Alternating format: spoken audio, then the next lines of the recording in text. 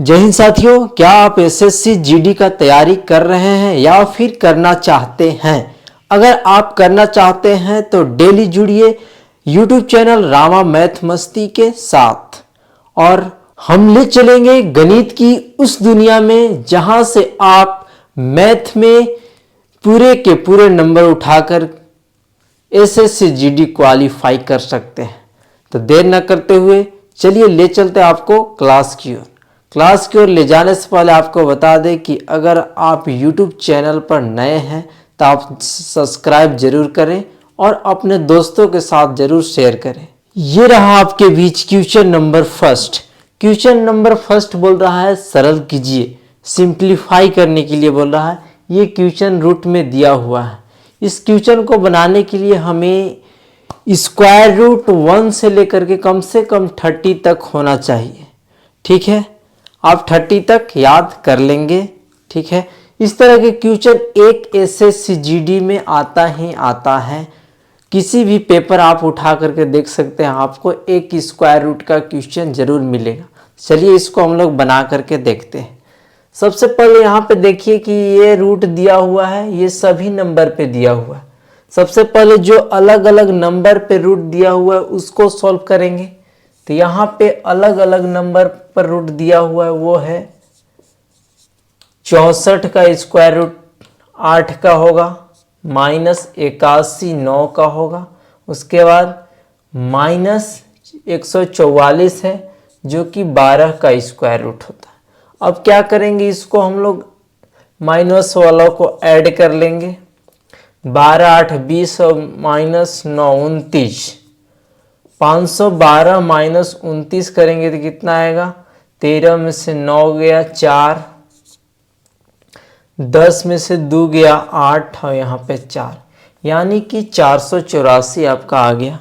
484 आ गया। इसका square root कितना होता है? तो 22 होता है। कितना होता है? 22 होता है। ये हो गया आपका आंसर। क्वेश्चन आसान था।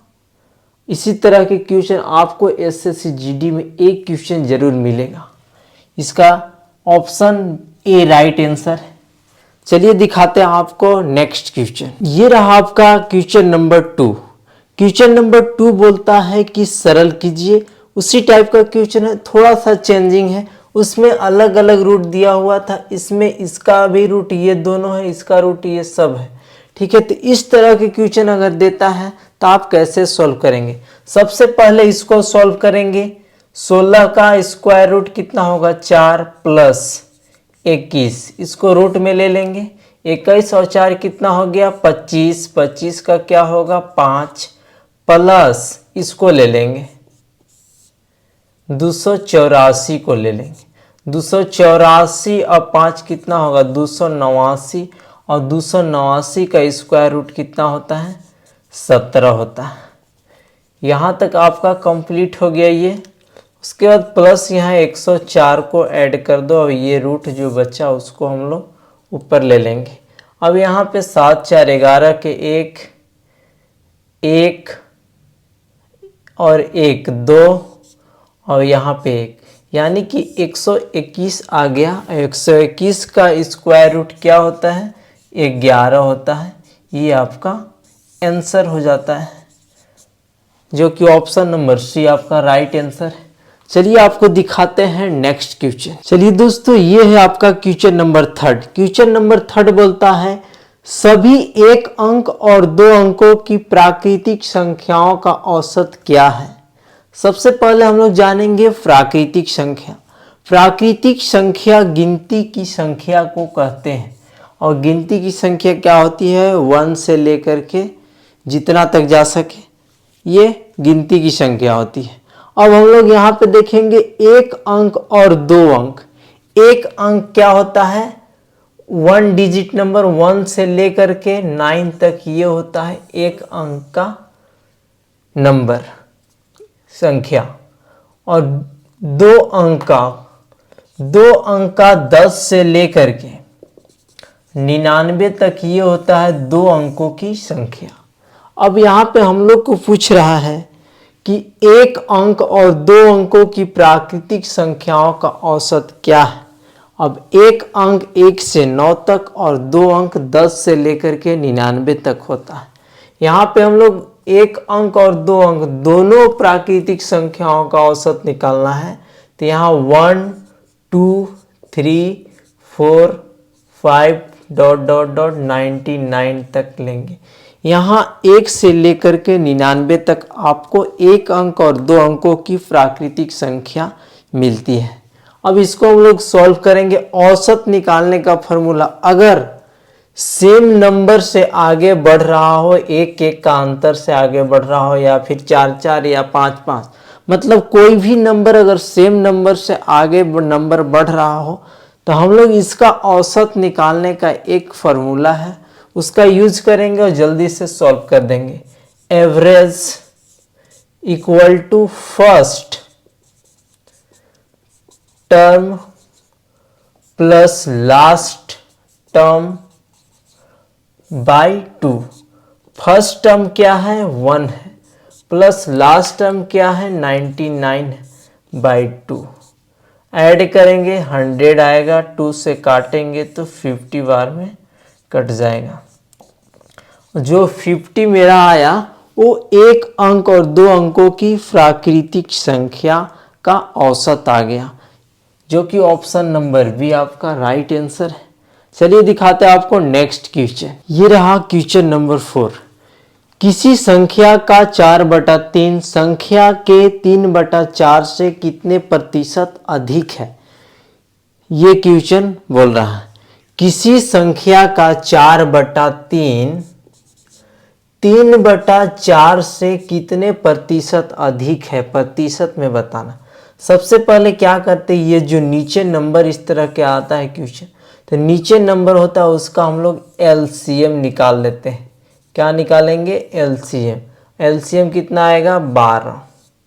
अब 12 आएगा, 3 चौका 12 यानी 4 चौका 16, 4 तिया 12 यानी 3 तिहाई 9। ये आपका आ गया रेशियो। अब उसके बाद देखेंगे इसमें इसका अंतर कितना का अंतर है, 9 7 16, 7 का अंतर है। किसका पूछ रहा है? 3/4 से कितने प्रतिशत अधिक है।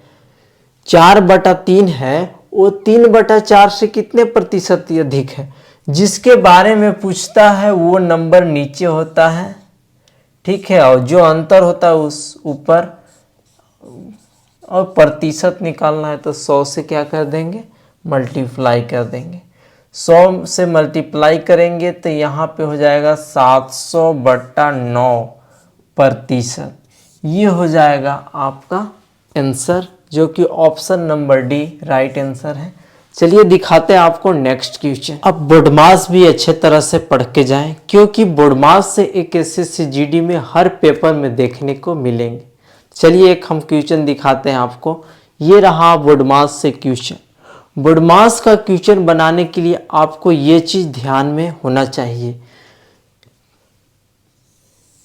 भी बोर्डमास, ये आपको याद होना चाहिए। भी मीन्स वेनाकुलम बार, बी मीन्स ब्रैकेट, और ब्रैकेट में सभी ब्रैकेट, सबसे पहले छोटा ब्रैकेट, उसके बाद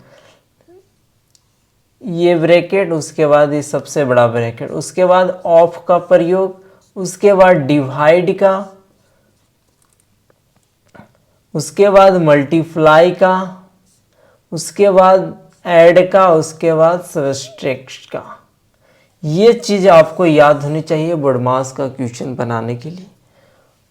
सबसे पहले ऊपर से यूज होता है, इसका यूज, उसके बाद इसका यूज, उसके बाद इसका, उसके बाद इसका, उसके बाद इसका, उसके बाद इसका। ये आपको याद होना चाहिए। उसके बाद आप बोर्डमास के क्वेश्चन को सिंपल से सिंपल तरीका से आप सॉल्व कर सकते हैं।